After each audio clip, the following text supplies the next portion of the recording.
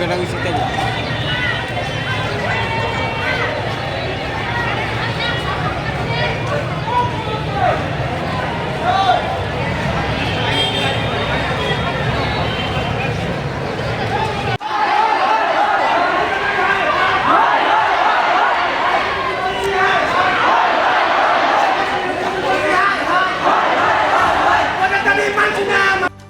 ফের আন্দোলনে কলেজের প্রথম সেমিস্টারে ফেল করা পড়ুয়ারা এবার রাজপথ অবরোধ করে আন্দোলন।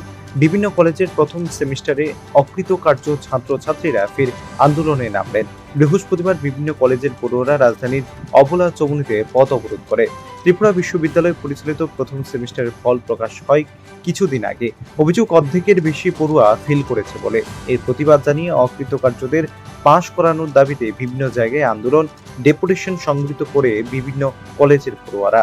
তারা বিশ্ববিদ্যালয়ের উপাচার্য উচ্চশিক্ষার অধিকর্তার সাথে সাক্ষাৎ করলেও সমস্যার সুরাহা হয়নি। তাই বাধ্য হয়ে এদিন রাজধানীর অবলা চৌমুহনীতে পথ অবরোধ করেন তারা।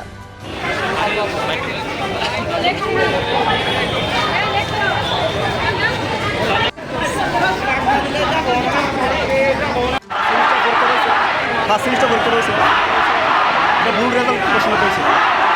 আমাদের কলেজের ফিজিক্যাল এডুকেশনে 50 জন স্টুডেন্ট 50 জন ফেল দিয়েছে, আর 90% স্টুডেন্ট পুরো ফেল। এত স্টুডেন্ট কেমন ফেল করে?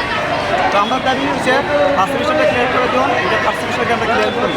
উল্টা পাল্টা রেজাল্ট দিচ্ছে, যে ব্যাক করা রেজাল্ট দুটো ব্যাক দিয়েছে, উল্টা পাল্টা রেজাল্ট আমরা ঘোষণা মানতাম না। কয়টা কলেজে এরকম রেজাল্ট হয়েছে?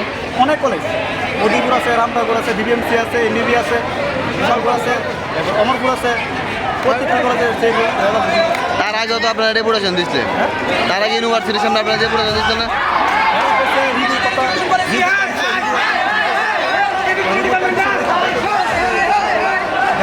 চিন্তা করতাম